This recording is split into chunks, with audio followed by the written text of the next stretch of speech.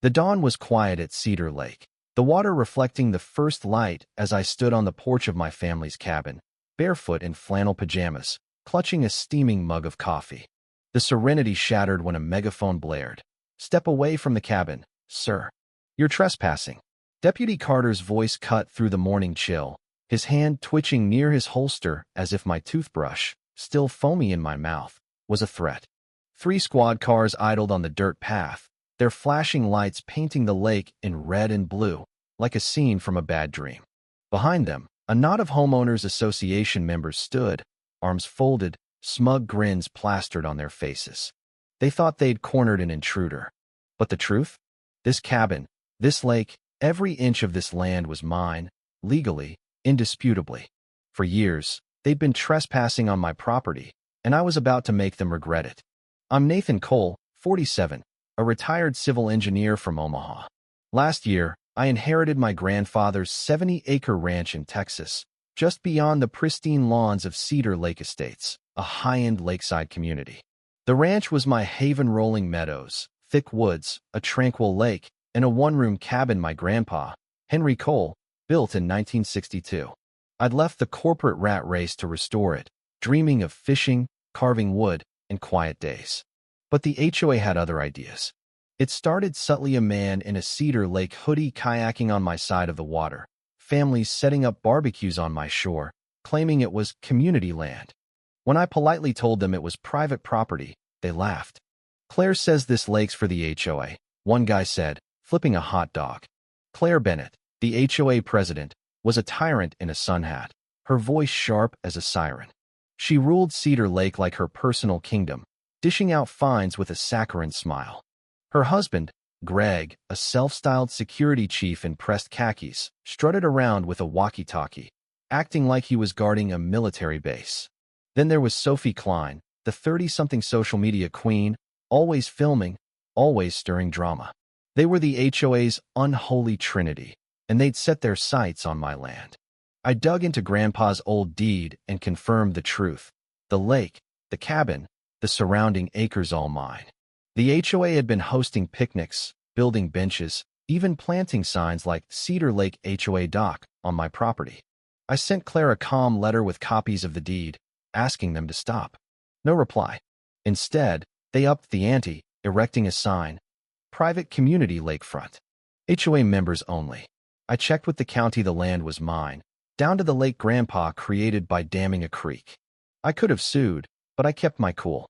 One Friday, I paddled across the lake to spend a weekend at the cabin. That night, the stars glowed, frogs croaked, and peace felt within reach. Then came the knock. Greg stood at my door, walkie-talkie crackling, smirking. "You're on HOA land, pal. Get out." I chuckled, thinking it was a joke. "This is my family's cabin. My land." He waved a folded map, claiming the HOA owned it all. When I stood firm, he called for backup. 15 minutes later, squad cars rolled in, lights blazing. Claire stood behind Deputy Carter, arms crossed, smug as ever.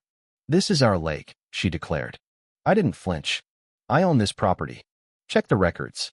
Sophie was there too, filming from behind a pine, whispering into her phone.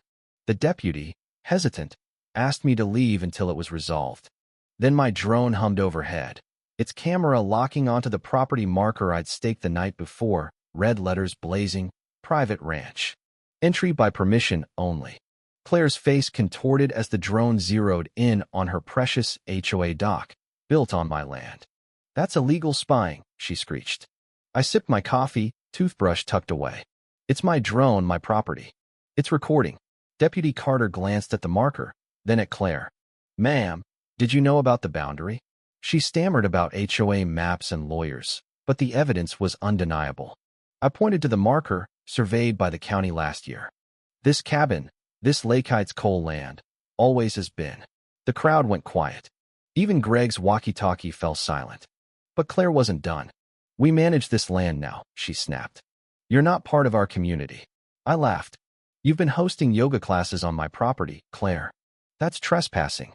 The deputy, now doubtful, asked for proof. I promised to bring the deed, but before I could say more, Claire stormed off, vowing to call her attorney. That should have ended it, but the next morning, Construction trucks rumbled in. A banner hung between two pines, Cedar Lake HOA Community Pavilion. Groundbreaking today. They were building on my land, right where Grandpa taught me to carve. I marched over. This is private property.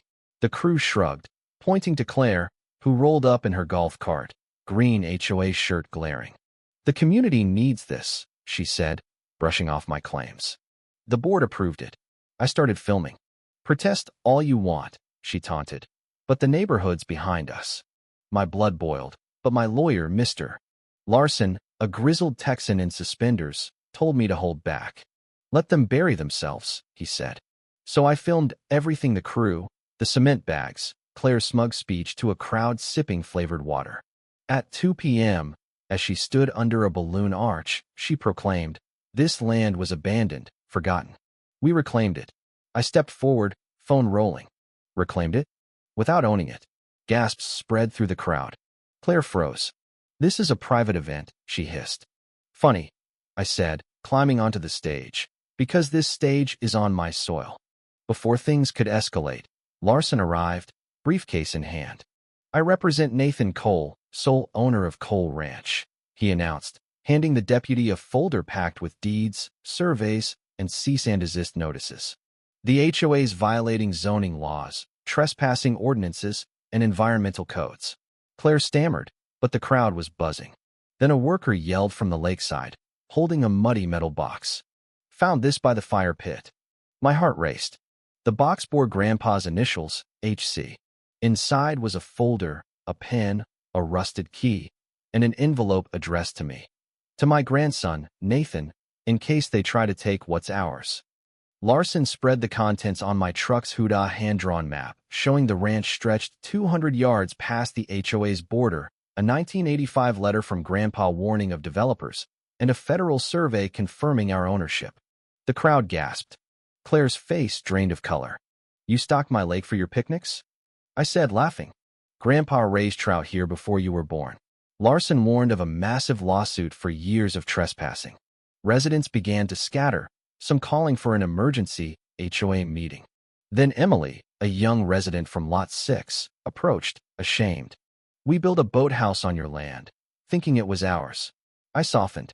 I'm not here to destroy lives, but I won't let my land be stolen. Just as I thought we'd won, Larson's phone buzzed. The county clerk reported a counterclaim by Bennett Properties. Local Claire's name was on it. She was trying to steal the entire ranch, claiming it was abandoned. My stomach churned. She'd planned to turn my family's legacy into Lake View Park villas. That night, glass shattered. A brick lay in Grandpa's old chair, a note taped to it. You don't belong here. I called the sheriff and Larson, then sat on the porch with Grandpa's rifle, not to use it, but to show I wasn't scared. Sheriff Vance arrived, bagging the brick as evidence. This is felony vandalism, he said. Any suspects? I mentioned Greg watching me at the county office. Back inside, I found a hidden compartment in the box: a 1967 photo of Grandpa with a surveyor, a letter confirming our land's boundaries, and a cassette tape. Grandpa's voice crackled. They'll try to take it, boy. Hold the truth. Tears burned my eyes. Then Sarah Holt, a reporter, called. Someone, likely Sophie, had leaked a fake deed claiming I was a squatter.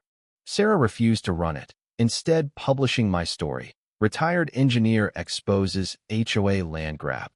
The next day, I invited residents to see the evidence. Over 30 came, some with apologies, others with cookies.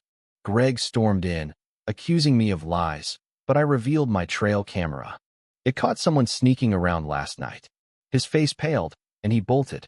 Then a resident ran back, gasping, Your barn's on fire.